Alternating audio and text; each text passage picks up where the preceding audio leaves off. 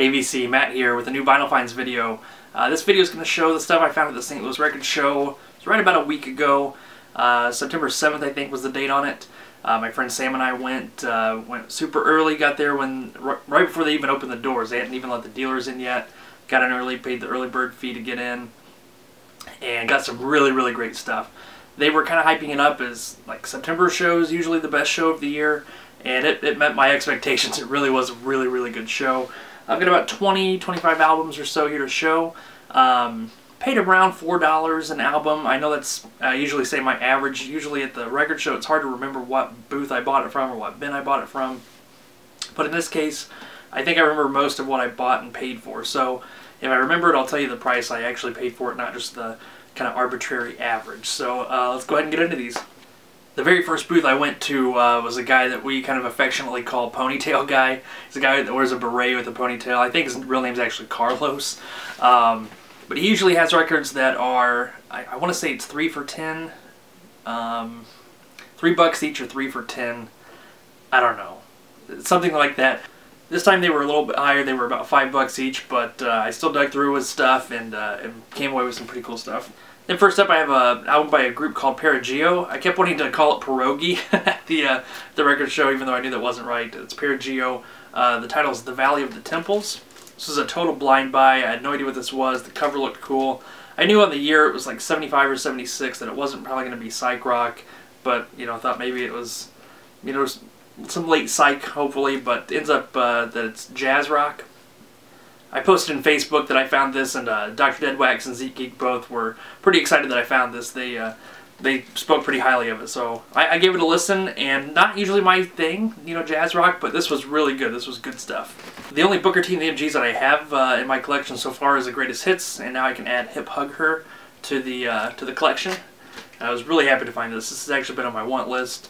It gets a nod in the Endless Trip as well, so it's kind of a double bonus there for me. And, this is an album I didn't think I would ever find, let alone for $5. This is the soundtrack to the movie Psych Out.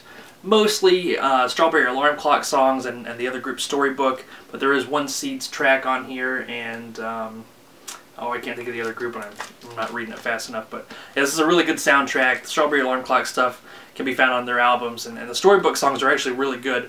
The opening track, the Pretty Song from Psych Out, is good, and then they have a title track on side 2 called Psych Out that's really, really good as well. Definitely worth checking out. This is going to be another shameless plug for my radio show, Psychedelic Experience on 89.5. We actually played a track from this Hawkwind album a few weeks ago. It's Hawkwind Space Ritual, their live album. And it was honestly a group and an album that I was only vaguely familiar with. I didn't know much about it, but my friend Sam played the track as one of his selections on our playlist that night, and I really dug it. And was digging through the bins at the record show, Carlos's selections, and came across this. Very nice shape, really, really clean copy. The vinyl cleaned up nice. It sounds fantastic, and this is normally like a $30 album. So Hawkwind, kind of a space rock, definitely psychedelic. Gets a little bit proggy in spots, but very much a space rock stuff. Phenomenal. If you don't know these guys, just look this album up. It's on YouTube in full. Give it a listen. It's amazing. These next group of albums came from a guy that had never been to the record show before, as far as we knew. Everything in his bin was $5 as well. Ended up cutting me a little bit of a deal and basically got one of the records for free. So ends up being about $4 for these next few albums. This is one by the California Poppy Pickers, Honky Tonk Women. Sam actually pulled this out for me and asked if I had it, and I did not. Knew that they were mentioned in the Endless Trip, but couldn't remember the reviews. And this ended up being just not good. This is all standard covers. They do Honky Tonk Women, Get Together by the Young Bloods, Born in the Bayou, Put a Little Love in Your Heart, Proud Mary. The only kind of remotely psychedelic song I would call on here would be the last track on side 1 called Brother's Advice, which I'm not sure if that's a cover or an original. And then they do a kind of fuzzed up version of the Saber Dance to close it out. And after about a minute and a half of that gets old really fast. But no, I was not upset at all about picking this up. I'd buy it again for the cover. But if you're expecting psychedelic from the Poppy Pickers, do not. This is pretty standard kind of cash-in stuff. This is a pretty cool kind of St. Louis collector's item, if you will. This is a group called Jake Jones. It's not a guy in the group, it's actually the group's name, Jake Jones. Really big around St. Louis in the early 70s. Country rock influenced, a little bit of progressive hard rock on a couple of tracks, and my favorite song in here, which is called I'll Be Seeing You, Frogs in the Moonlight, gets a little bit psychedelic. It's a kind of a cool, moody little track. KG95, now a classic rock radio, at the time more contemporary, played these guys quite a bit on there. Really championed them as a good up-and-coming local group, and they never really broke through nationally. This is on Cap Records, so they did have 1 or 2 albums released on Cap, but never made the big time. But in St. Louis circles, this is kind of a sought-after album, and I was really happy to find this and add this one to the collection. This was another album I took a chance on. This is a group called the Sidekicks. The album was called Fifi the Flea, right? This is from 1966. The year's on the album, and so I kind of knew it's not going to be psychedelic, but the font was kind of cool. The guys look a little square, but like they're trying not to be, so I thought maybe it's a little garage sounding, and that's kind of what it is. These guys are from New Jersey. Not a real garage hard rock group, but more of a garage pop sound. Actually a really enjoyable album. This was a lot of fun, really good stuff. Fifi the Flea is really good, and Not Now. Not Now is probably my favorite track on this song, on this album. So, yeah, if you see this up, I think it can be had fairly cheap. As cheesy as it looks, or maybe as cool as it looks, it kind of falls somewhere in the middle there, but good stuff. This is an album I was sort of familiar with from the Endless Trip book. Knew I had a listing in there, but didn't know much about the songs. This is Earth Island, We Must Survive. 1970, 71, somewhere around that time frame. These guys sang about the perils of pollution and saving Mother Earth, and the lyrics and the song titles get really heavy-handed. One of the better songs on here is called Mother Earth is a Beautiful Lover. So that's the kind of stuff you're getting lyrically on here, but the music's pretty good. Each song is pretty short, around 3 to 4 minutes long, so they don't get real, long jammy or anything like that. But some nice rock, some fuzz guitar on some tracks, a little bit of the kind of spacey psych stuff in spots, but pretty enjoyable, pretty good stuff musically, but you just got to get past the lyrics on a couple tracks. Then we have With Love and Kisses from Tiny Tim. This actually, from what I found out, was released without the permission of Tiny Tim. It's a concert recording that he had. The label, this is on Bouquet, I think they recorded it with his knowledge, but he didn't like the performance and didn't want to release, and they released it anyway, and he sued them, and so they had to stop issuing this album, but it can be found fairly cheap. It's not a rare album or anything like that. And I haven't listened to it yet, so I don't know. I'm assuming it's pretty standard Tiny Tim stuff, but a cool cover nonetheless. And the last one from the $5 that turned out to be $4 guy, this is Aphrodites Child 666.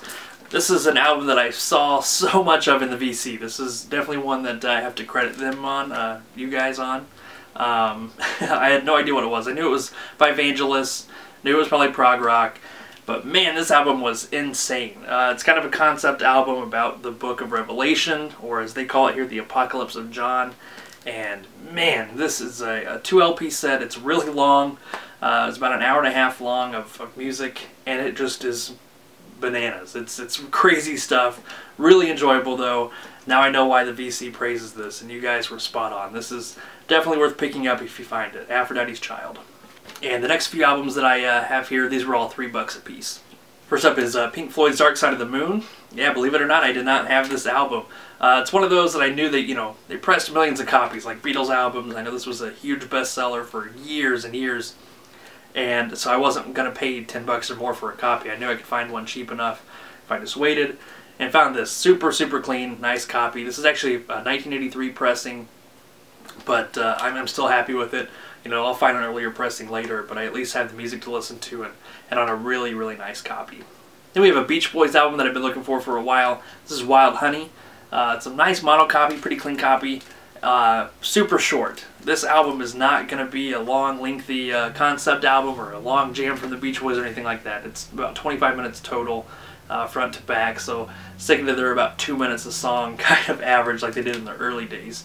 So kind of a return to form for the Beach Boys. They kind of got more in touch with that, funny kind of tongue-in-cheek side of the Beach Boys, but still had a little bit of their later sound. But really enjoyable album, good stuff. Kind of hard to find, but not very expensive when you find it, so worth picking up.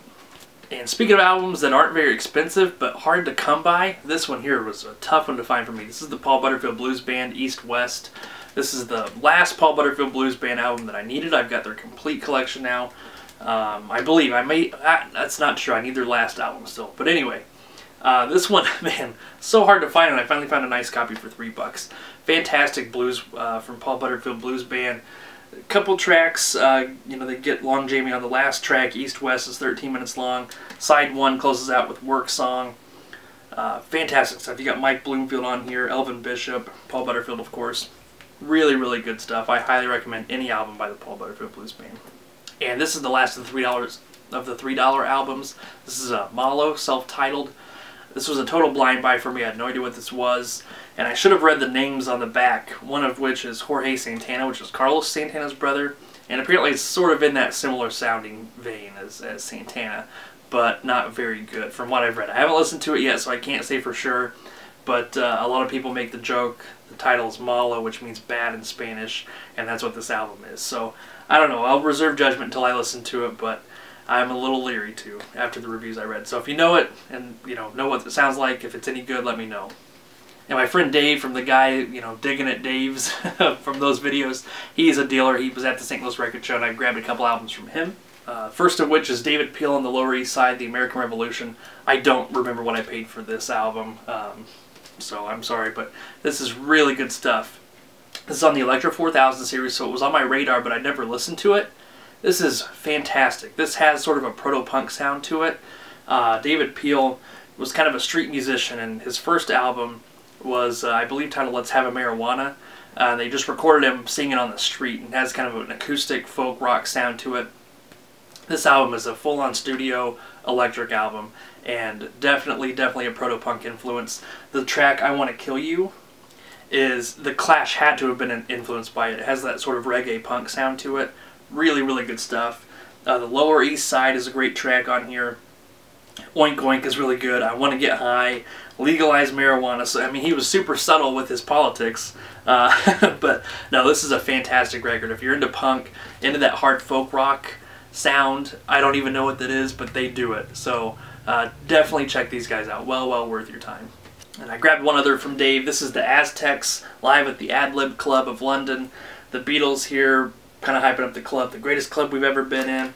And on the back, they have some places where people have signed the wall or something and taken pictures of it.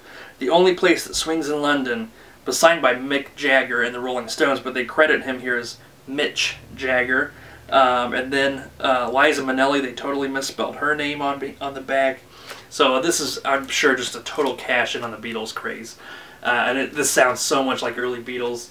They do a lot of covers. They do Twist and Shout, Do You Love Me, Good Golly Miss Molly. So it's very much in that vein, that kind of Mersey beat sound, that early English invasion, British invasion sound. But this was fun. This was a fun listen. It sounds, you know, it's live, I'm going to say. Sounds like the crowd noise was dubbed in later, but really enjoyable stuff. And I forgot to mention, but that Aztecs album was $5. And the next guy that I dug from is who Sam and I dubbed Holy Grail Guy. I don't know the names of some of these dealers, so we just kind of give them our own moniker so we can know who we're talking about later. This guy has some crazy stuff. He inherited a bunch of records from a friend and is slowly selling them off. My friend Sam actually picked up an original copy of Captain Beefheart's Trout Mask replica for him. Paid a pretty good penny for it, but he did get a good deal out of it. So that's kind of the whole reason Sam went on this record run and was able to snag his top Holy Grail album. So I went and looked, and I knew his stuff was kind of pricey. Wasn't probably going to find anything for me since I'm cheap, but I ended up getting 2 albums from him and for a really good deal. First up is the Foundations Build Me Up Buttercup. He was asking, I think, $12 for this, but the guy was like, you know, throw out a price. I'm negotiable. You know, just let me know what you're willing to pay for it. So I picked this up. This is actually still sealed. And I grabbed a copy of Procol Harum's self-titled album from him as well. He had a price tag of $13 on this. This is an original copy on London. Super clean copy of this as well. This has been on pretty high up on my want list for a while, and haven't been able to find an original copy until that record show. So between the two, he was asking $12 a piece, and he was, you know, I don't know what prices are supposed to be. I'm just kind of pricing them from what I've seen online. Throw me out a number. He was the last booth I was at. I had $12 in my wallet, and I just said, you know, I don't know if you can do this. I've got 12 bucks left on me. Would you take it for both of these albums? And I'd been talking to him for a while, and he just kind of laughed and said, that's really all you've got left. So I showed him my wallet, and he laughed and he said, sure, why not? So about 6 bucks a piece for the Procol Harum and the Foundations. I was super happy with that.